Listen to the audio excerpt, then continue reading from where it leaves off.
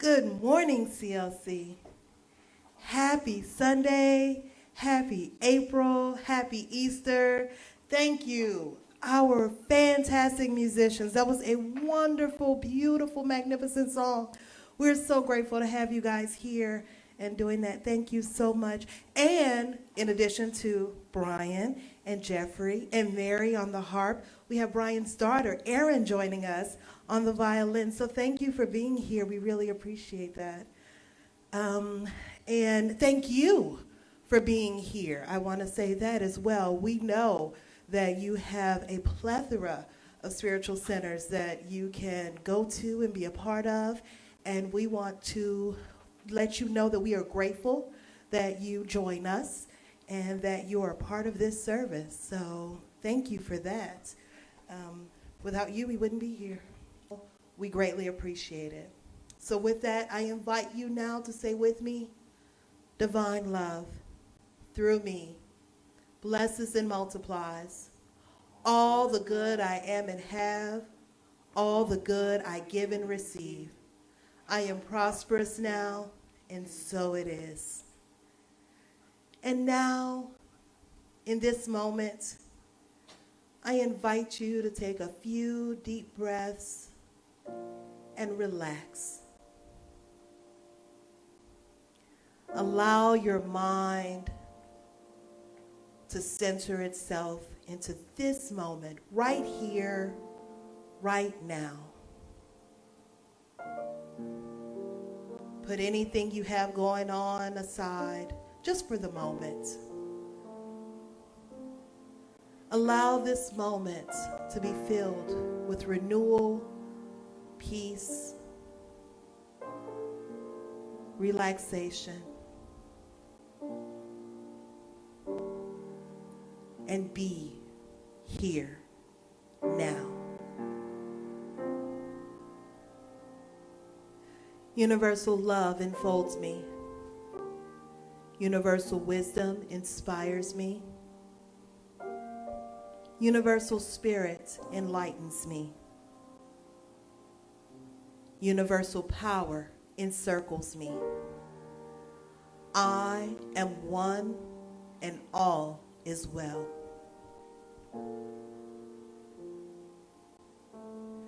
As we begin the inner healing process, let me invite you to relax in quiet confidence, opening yourself to the miracle-working higher power. Now symbolize the unity of your thinking and feeling nature by touching your chest with your right hand, and let my words act as your own for your own inner healing, acceptance, and receptivity. I acknowledge that there is a power, intelligence, and wisdom greater than my own. I am in the midst of it, and it is in the midst of me, sensitive and responsive to my every thought, word, action, and feeling. I now make this true for myself by saying aloud, I acknowledge. Acknowledging the higher power working through my life, I admit that I am personally responsible for solving my own problems, while being guided and assisted by something greater than myself. As I am ready to surrender the conflicts of my ego to the wisdom of the infinite presence, I simply speak these words: I surrender. I surrender. Knowing that forgiveness is the key to unconditional love and the feeling of heaven, I now unconditionally forgive anyone and everyone who has ever injured me in any way, real or imagined. And I now forgive myself for all of my mistaken judgments and their resulting actions. From my deepest level of understanding, I now say, I forgive.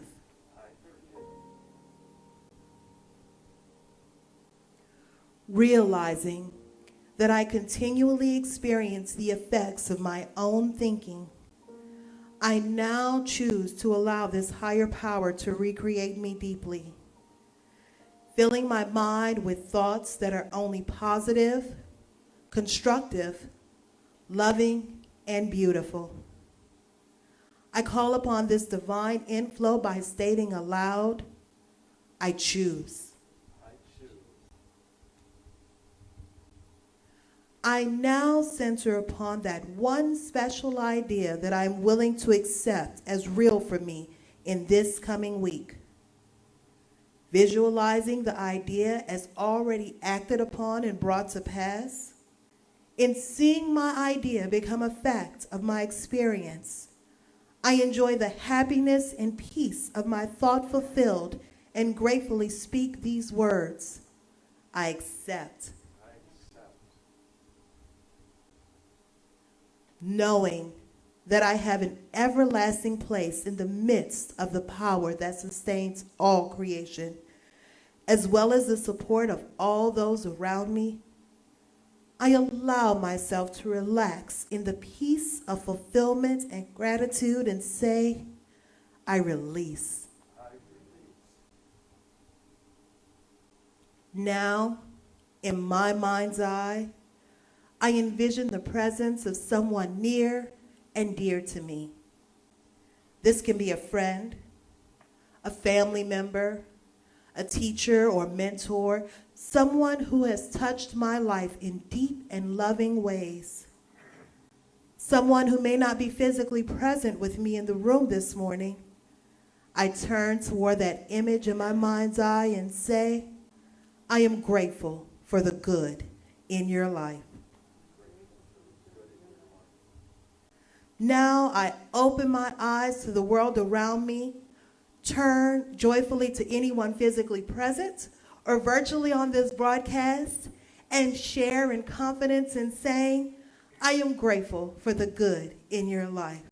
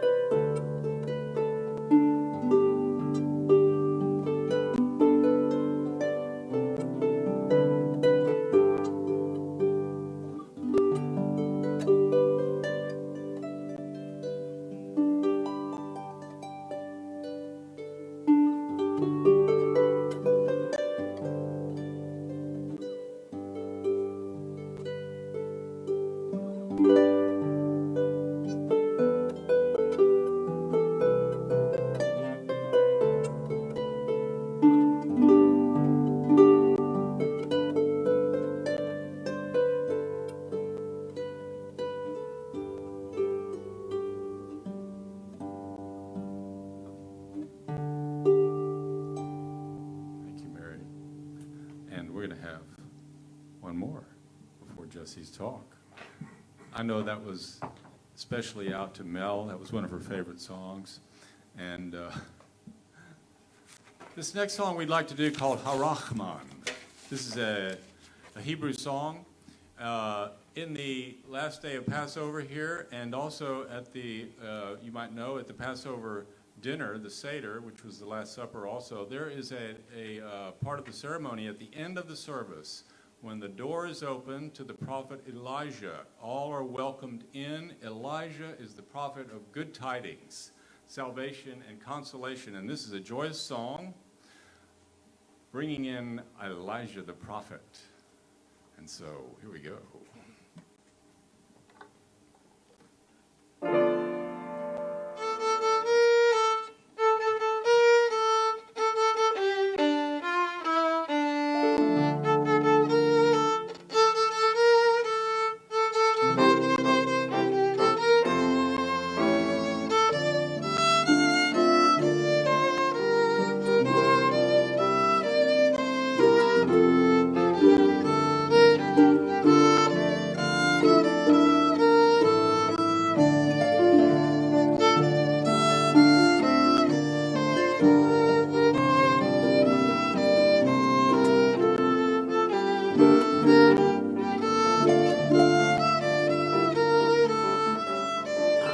הרחמן הוא ישלח לנו אליהו הנביא.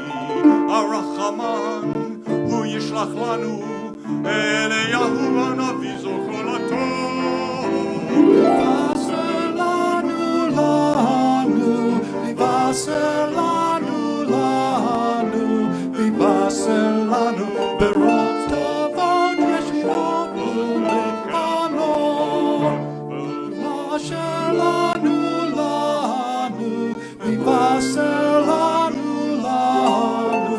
ויבשר לנו ברוב שובעות ישועות לבנו.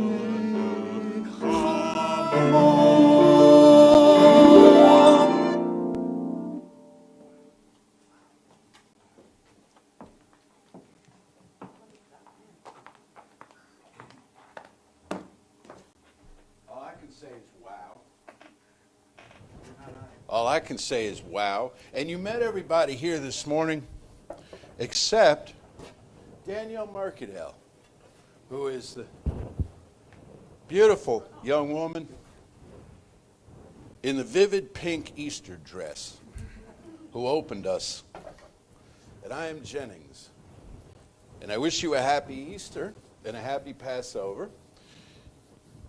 And they're both lunar based, and so is Holly, which we talked about last week, and so is Ramadan, which is coming up, the holy month of Islam.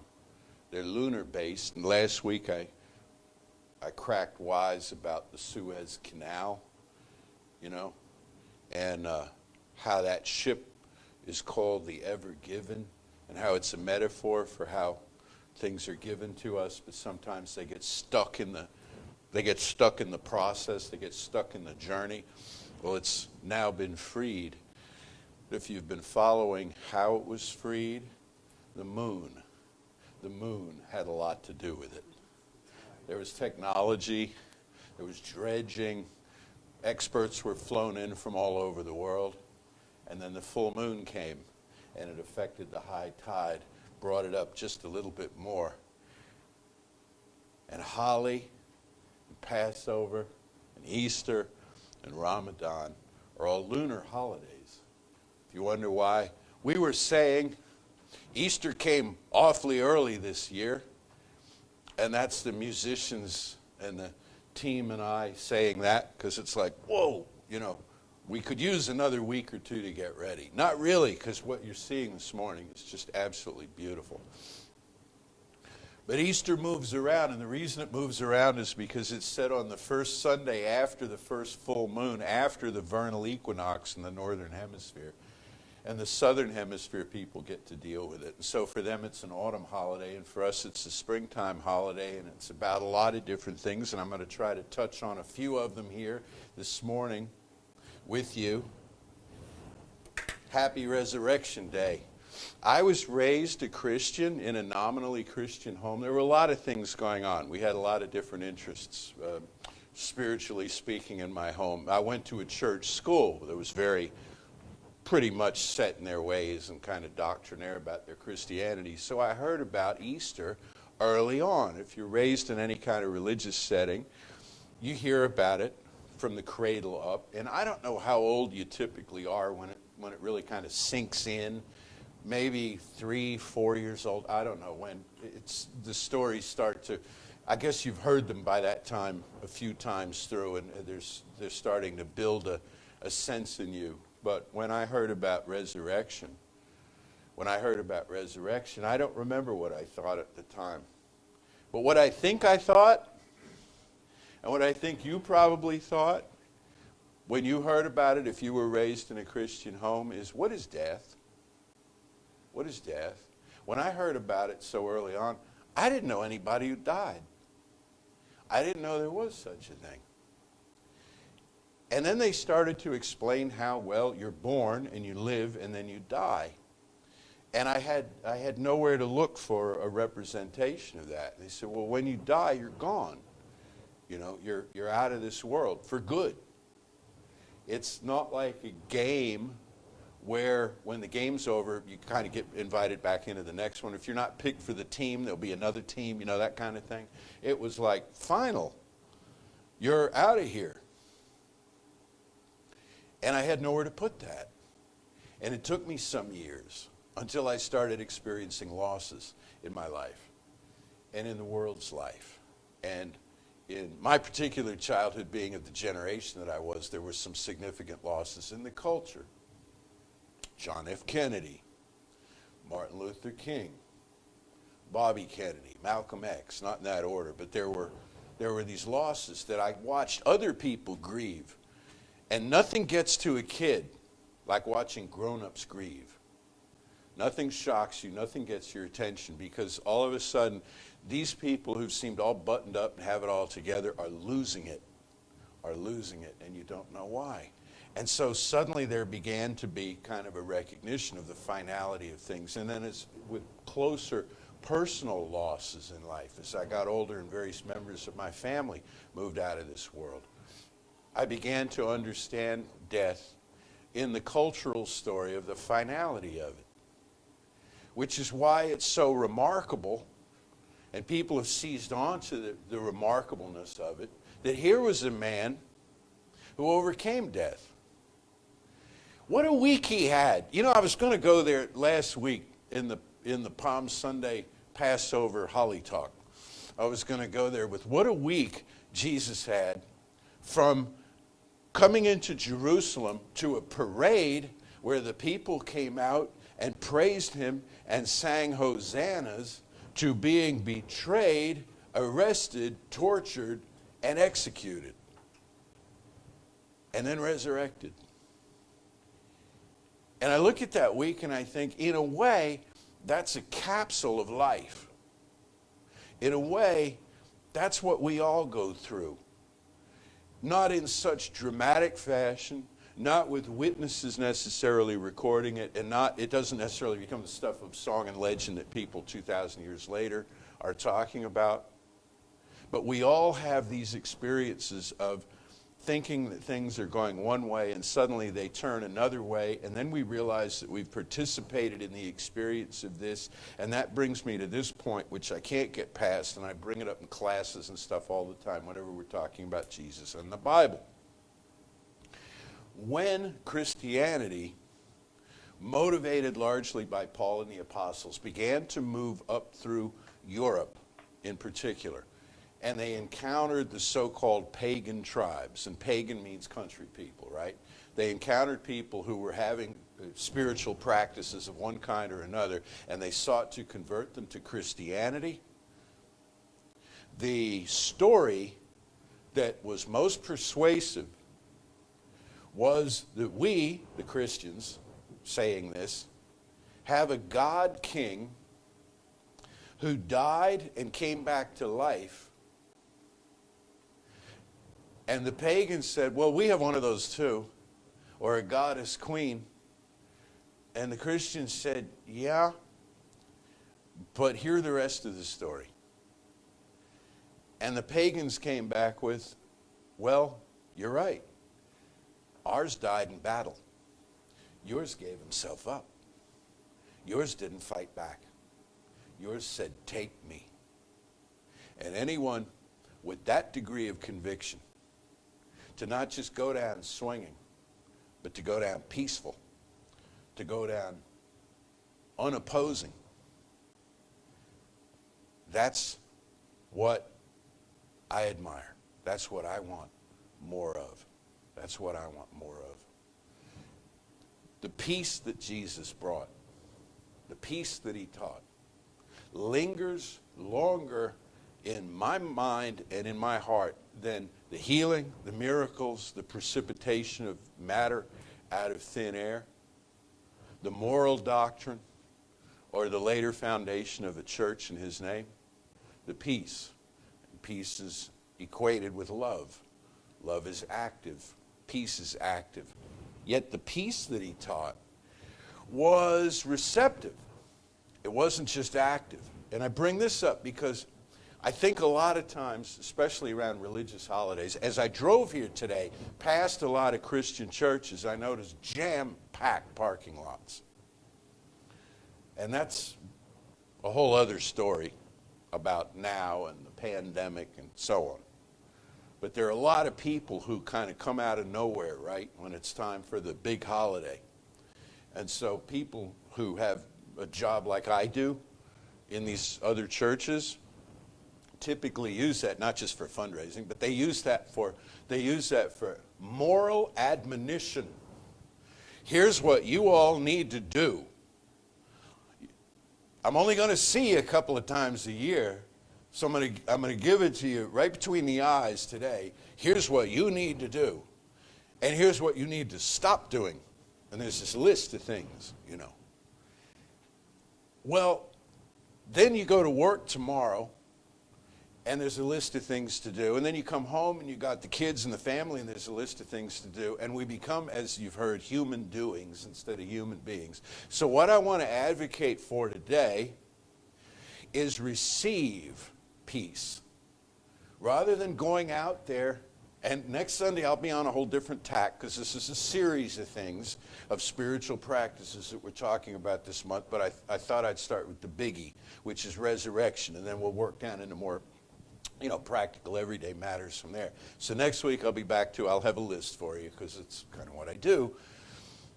But for today, just take in peace. There's nothing you need to do about it. You do not need to change religions. You do not need to profess faith. You do not need to convince anyone else. You don't need to stand up and sing and throw yourself around the room in some big demonstrative way. Just let it in. 3 times. 3 times. Peace be unto you.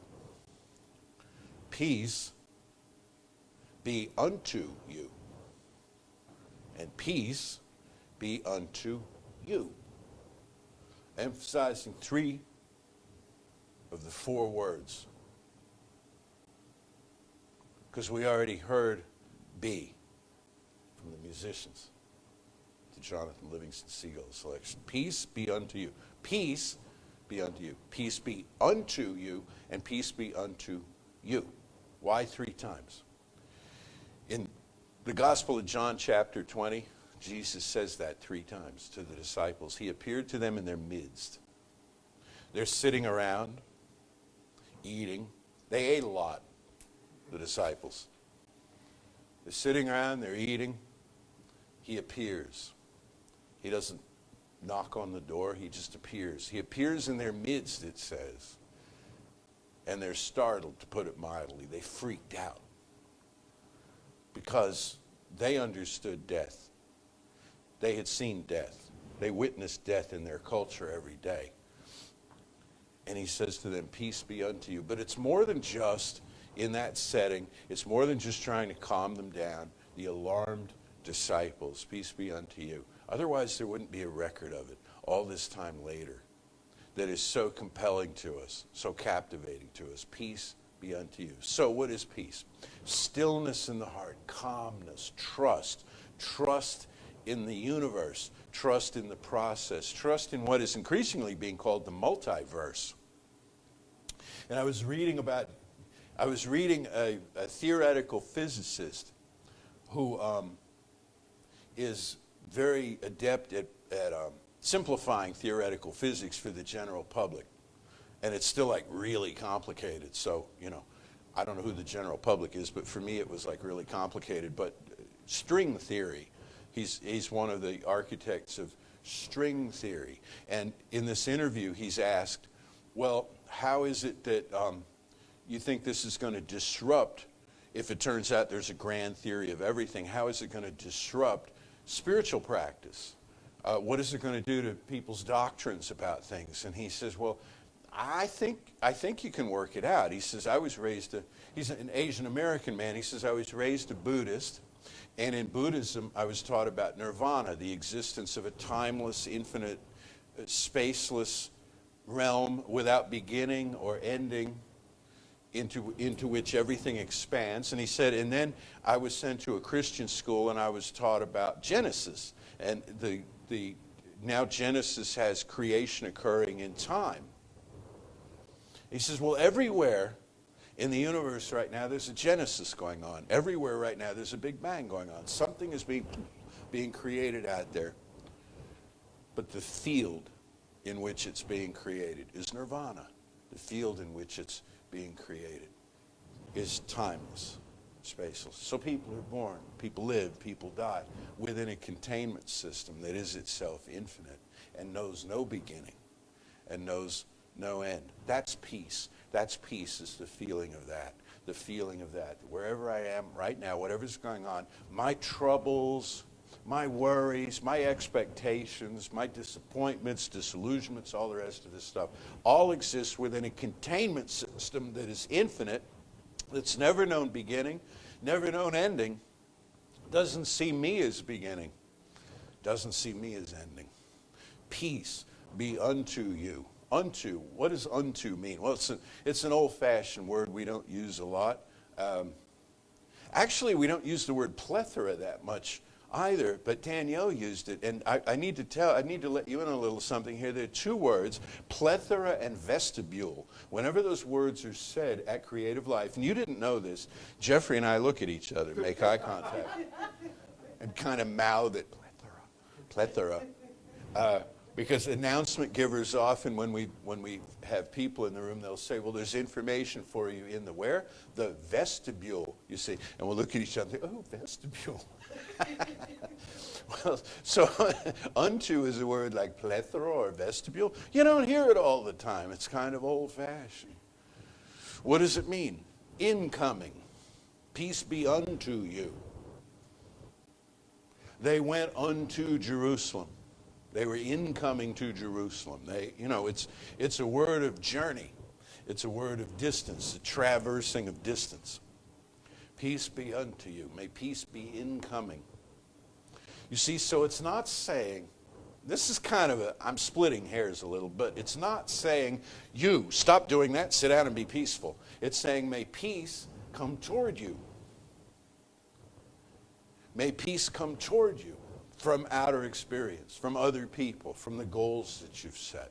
May it come toward you.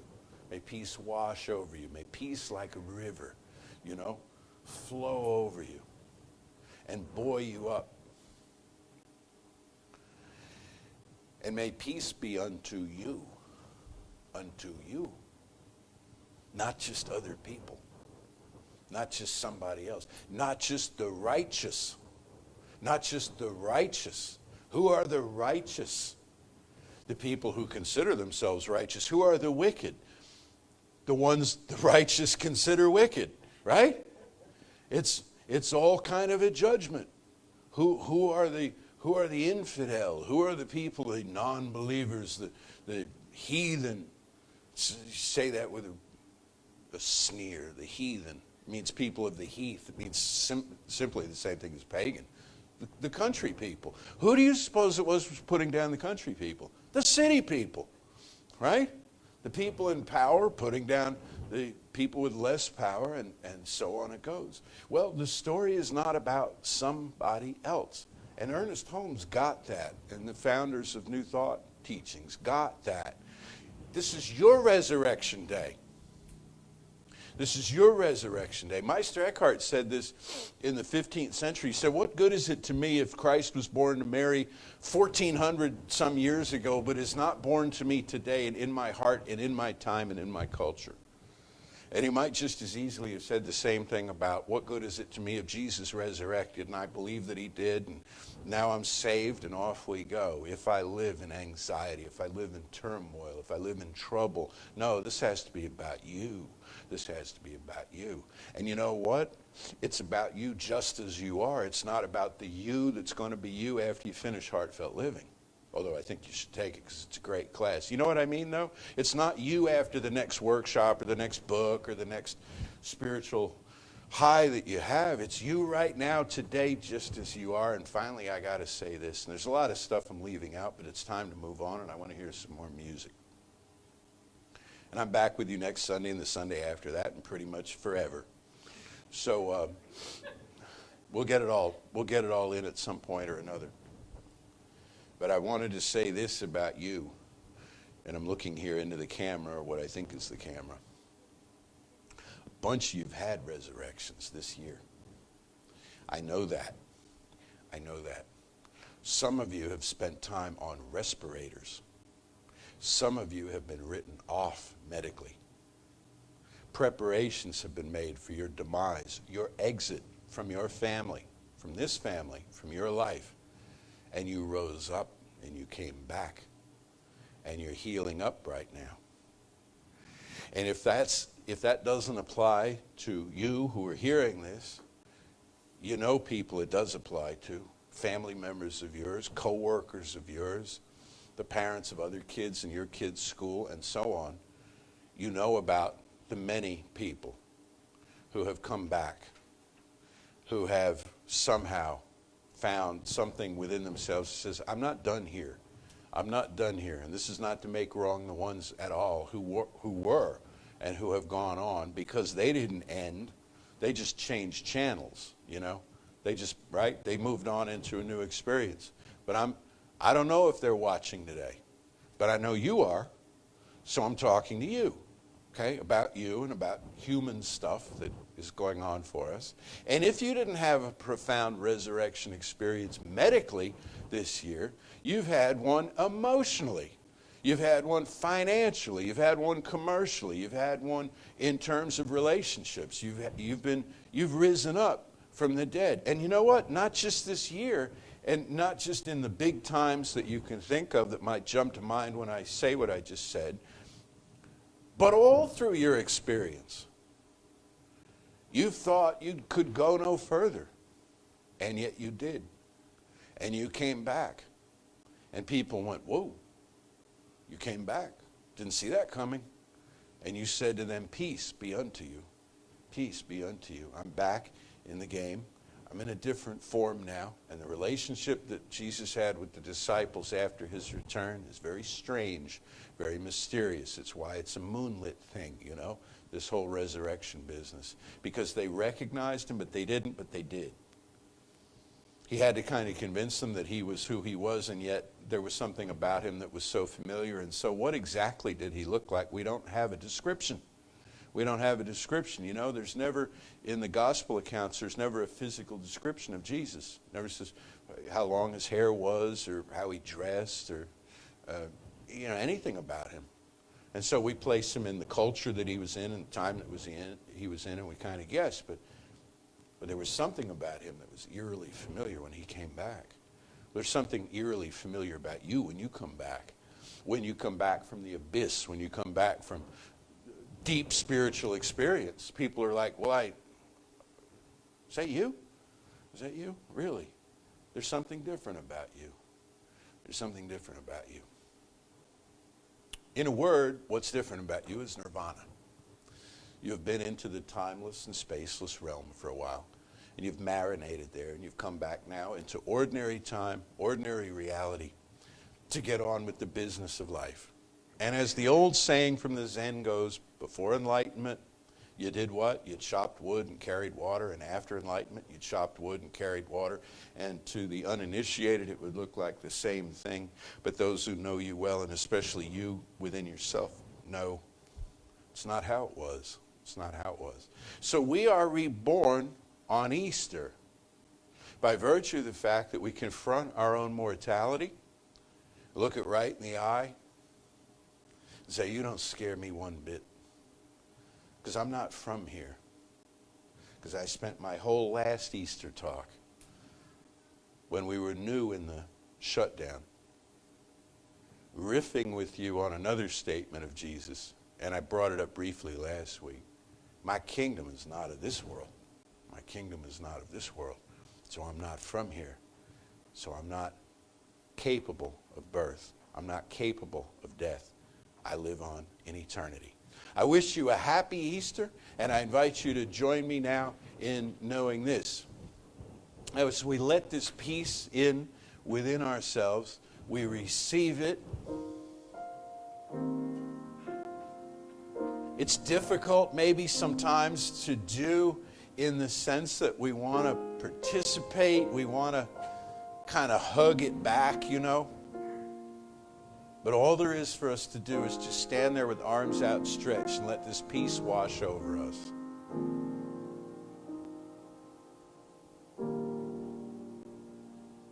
And it's a baptism of sorts in the river of life.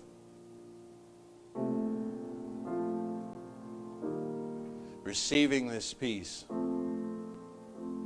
we are able to extend it. And I extend it now on the behalf of all of us to the family of Christendom worldwide. The Pope and all the priests and ministers and members of holy orders, teachers, congregants, communicants, those receiving the Eucharist.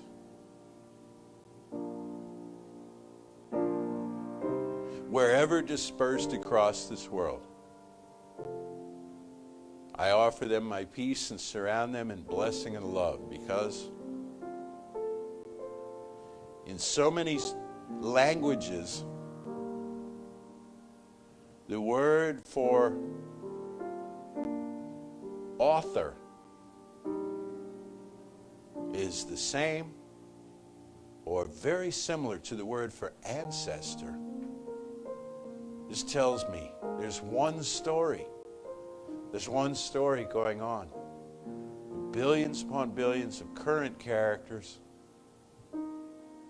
on this earth, and those who have moved into the sphere beyond our reckoning participate in the story as well. But there's one story, and countless interpretations and variations within the self. There is, as we heard in the song earlier, one God, one law, one element, one far-off divine event to which all creation moves. Yet that event, seemingly far off, is imminent in the very next breath.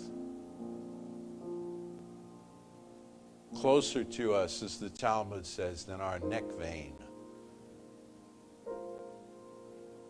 So I offer peace to all the people of the earth, all sentient beings everywhere,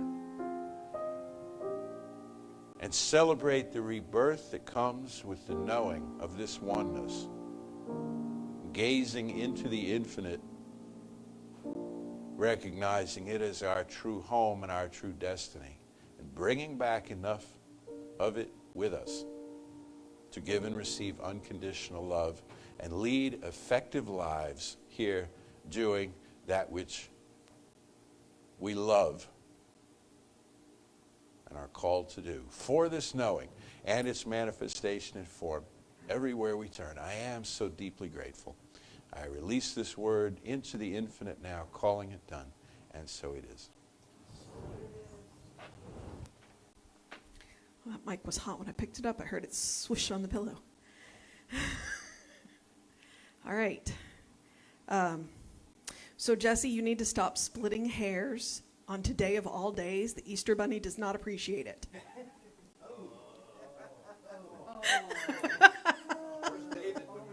I know, right? Okay. Yes, I have a terrible sense of humor, and I'm not afraid to use it. But today was definitely about peace. And interestingly enough, when I did the reading that I've switched books, I'm now in the 365 Days of Richer Living. And that book didn't know it was Easter, but yet today the reading was about peace. And it brings me to the mind of one of my, I'm going to say goals. One of the things that I want to do as I move through this world, I want to be an island of peace. Mostly for myself, but partly because I never know who's going to wash up on my shore. When I am an island of peace, then people wash up on my shore. And when they wash up on my shore, when they get ready to move back on into their journeys, I want them to take that peace with them. And that peace that they are taking with them isn't taking away from my peace, because the peace isn't coming from me, it's coming through me.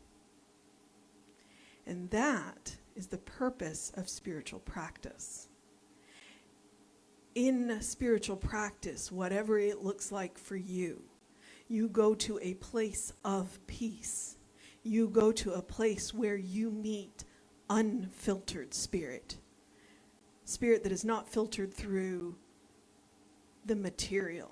It's not filtered through other people. It's coming straight at you, through you, to you, from nirvana, heaven, creation, whatever word you want to use.